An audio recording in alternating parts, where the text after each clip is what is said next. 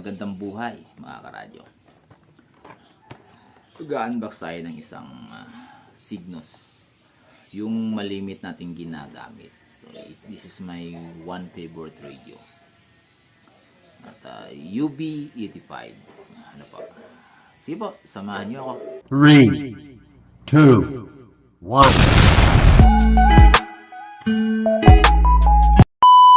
1. Hey guys, welcome back mga karadyo. So meron tayo ditong UB85 Signos. Wow! Guys, is matagal na tayong gumagamit ng ganito. Okay naman siya. So ika nga hanggang ngayon gumagamit pa rin ako. Katunayan nga mga karadyo is meron pa rin ako ditong Baoping. Di ba? Ang dami naman ako nagagamit na radyo dito kung ano-ano. Pero ito pa rin yung medyo dinadala ko lagi. Alam mo kung bakit. Unang-una maliit. Pwede ko siya ibulsa. No? So guys, meron tayo dito. Pareho ng itsura. So pangalan ang naiba. UB85. Ano po? Buksan natin. Guys, available to sa atin available ho ito kung gusto niyo mag-avail, PM lang po kayo sa akin. Yan. Signos UB85. Ayun, baka naman. Signos.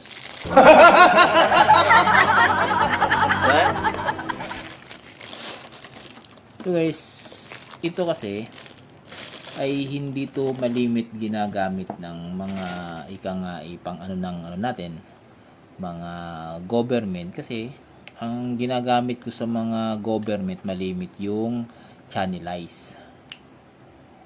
Ito kasi pang amateur to pwede naman to pang commercial. So kaya lang yung iba kasing mga kasamahan natin, mga nakahawak ng radyo, siyempre gusto nila maggala. Gusto nilang magala yung kanyang antena, no? Gusto nilang magala. May pangalan pa guys, Signos. So may kasama siyang headset dun sa ating isang karton. Headset. Check natin Tungkol natin itong mga radyo dito. May radyo dito Ayan. Sana all. Kasama niya headset, yung kanyang manual, saka yung kanyang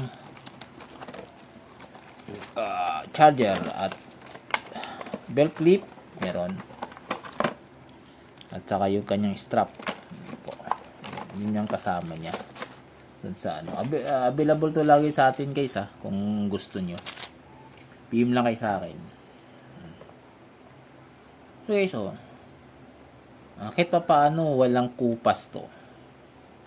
Yung ganitong radyo, nakikita nyo naman sa iba kong video na iba-ibang Baoping na aking nire-review po.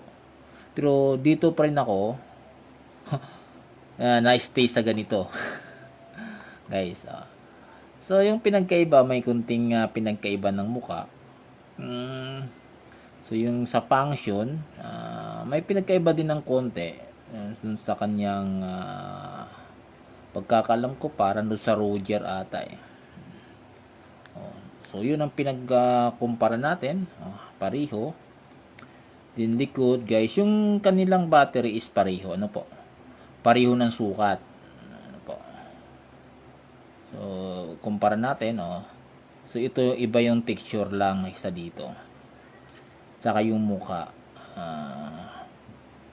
Kung dito medyo maraming butas dito kasi kakuntit, may logo ng NTC. So yung kanyang pangalan is nandito sa Baoping. So sa Signos na andito sa itaas. Saka medyo may curve siya. So sa ibabaw is pareho. Anyway, at least radyo na gagamit natin. Totoo guys, paborito ko itong gamitin talaga. Kasi maliit. Diba? Maliit na siya. Tingnan mo. Sa kamay ko. Diba? So, kumpara natin sa aking ibang radyo. Kagaya nitong aking isang Motorola. Ang laki. Ang bigat. Yung kanyang mga battery, mabigat. Yung iba kong mga radyo nandun, nakabalot naman yung iba.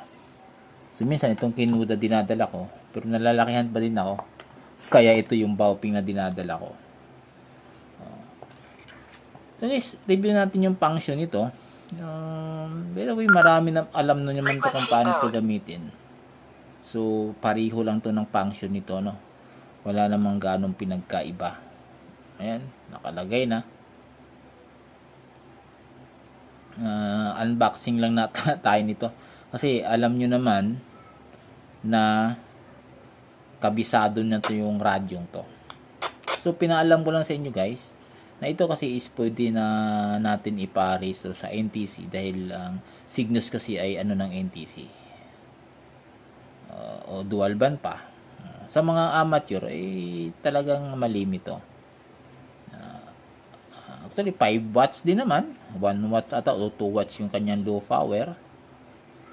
Pero guys, kung tutusin basta basta ano mo siya, okay naman.